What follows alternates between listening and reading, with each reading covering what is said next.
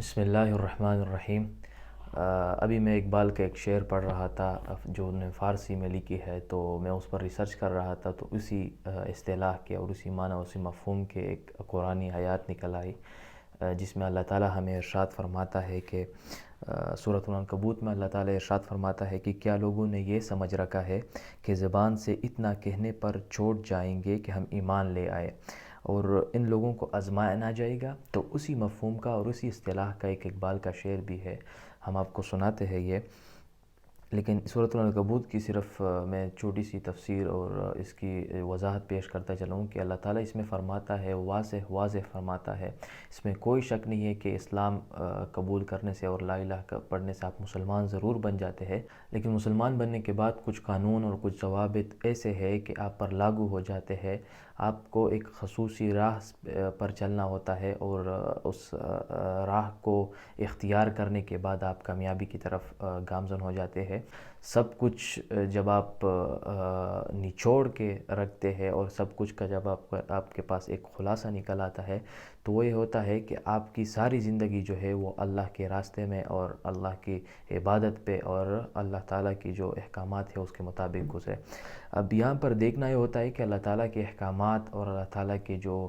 یہاں پر ہمارے لیے بنائے ہوئے قانون ہے وہ کیا ہے، اس کو سمجھنا ضروری ہے۔ بعض لوگ زندگی کو صرف عبادات کی حد تک جو ہے وہ محدود رکھتے ہیں، معاملات میں اس کو نہیں رکھتے۔ تو خیر یہ تو وضاحت بڑی ہو جائے گی، تو میں اس میں زیادہ نہیں رہنا چاہتا۔ میں اقبال کا یہ شعر سنانا چاہتا ہوں۔ اقبال کہتے ہیں کہ چومی گویم مسلمانم بلرزم کہ دانم مشکلات لا الہ را۔ اس کا مفہوم کچھ یہ ہے، اس کا معنی یہ ہے کہ میں جب کہتا ہوں کہ میں مسلمان ہوں تو کام پھٹتا ہوں کہ میں لا الہ کی مشکلات سے واقف ہوں، ابھی کہ میں لا الہ کی مشکلات کو ابھی جانتا ہوں جب میں کہتا ہوں کہ میں مسلمان ہوں۔ تو لا الہ کی مشکلات کیا ہے؟ ابھی ایک تو اسلام جو ہے آپ کے سامنے پیش کیا گیا ہے اللہ کی طرف سے عبادات اور مذہب کی شکل میں۔ یہ عبادات ہے، کچھ رسومات ہے، کچھ عقائد ہے جو آپ کو ماننا پڑتے ہیں، جسے میں نے پہلے بھی عرض کیا کہ آسمانوں اور زمینوں پر ایمان، غیب پر ایمان، believe in the unseen and believe in those which you did not seen and which you did not touch۔ اس کے بعد آپ کو کسی چیز میں بہت زیادہ فائدہ نظر آ رہا ہوگا، اس کے بعد بھی آپ اس چیز کو نہیں مانیں گے، مطلب آپ اس چیز کو ایکسیپٹ نہیں کریں گے۔ آپ کی عقل اس بات کو مان رہی ہوگی کہ اس چیز میں مجھے فائدہ ہے، لیکن آپ اس کو ایکسیپٹ نہیں کریں گے کیونکہ اللہ تعالیٰ نے اسے منع کیا ہوگا۔ اسلام جو ہے، اگر آپ اسلام کو عقائد اور عبادات کی حد تک محدود رکھتے ہیں تو آپ کی یہ خام خیالی ہے کہ آپ جہنم کی آگ سے بچ جائیں گے۔ یہ میرا قول نہیں ہے، میرے ڈاکٹر اسرار رحمۃ اللہ علیہ کی کہی ہوئی بات ہے، جو وہ کہتے ہیں کہ اگر آپ اسلام کو رسومات، عبادات اور عقائد کی حد تک محدود رکھتے ہیں تو آپ کی یہ خام خیالی ہے کہ میں جہنم سے چھوٹ جاؤں گا۔ اس کے بعد مجھ پر کیا لاگو ہوتا ہے وہ بیسک ہے کہ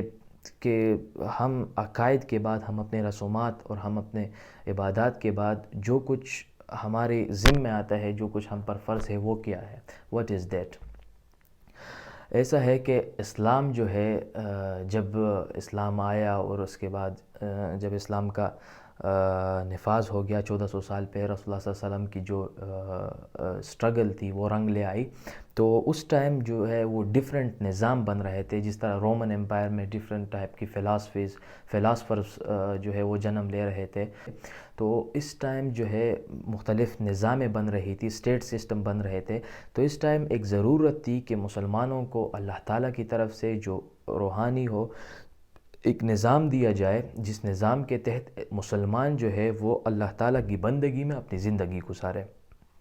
تو اس نظام کی اشد ضرورت تھی، تو اللہ تعالیٰ کی طرف سے نبی کریم صلی اللہ علیہ وسلم پر جتنی بھی ریویلیشن ہوئی ہے وہ اسی طور اور اسی طرز پر ہوئی ہے کہ مسلمان اس سے استنباطات یا مسلمان اس سے کچھ اخذ کر کے اپنے نظام بنا سکتے ہیں، اپنا اس کا جو اللہ تعالیٰ کا نظام ہوتا ہے وہ بنا سکتے ہیں، اور یہ بنایا بھی ہے۔ مختلف لوگوں نے اس کو وضع کیا ہے، اس کے اوپر لکھا ہے، جس طرح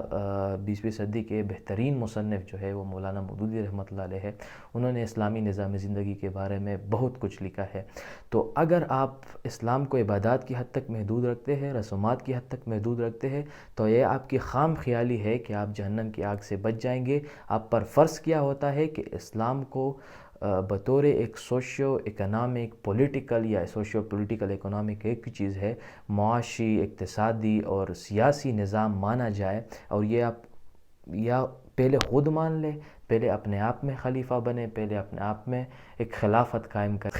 قائم کرنے کی اس کے لیے اسٹرگل کرے، اس کے لیے جدوجہد کرے، اس کے لیے اپنے توانائی جو ہے وہ اس میں صرف کرے، اس میں اپنا مال صرف کرے، اس کے راستے میں جہاد کرے، اس کے راستے میں نکلے، تو یہ آپ پر بیسک فرض ہے۔ Thank you. السلام علیکم ورحمۃ اللہ وبرکاتہ۔ جزاک اللہ خیر۔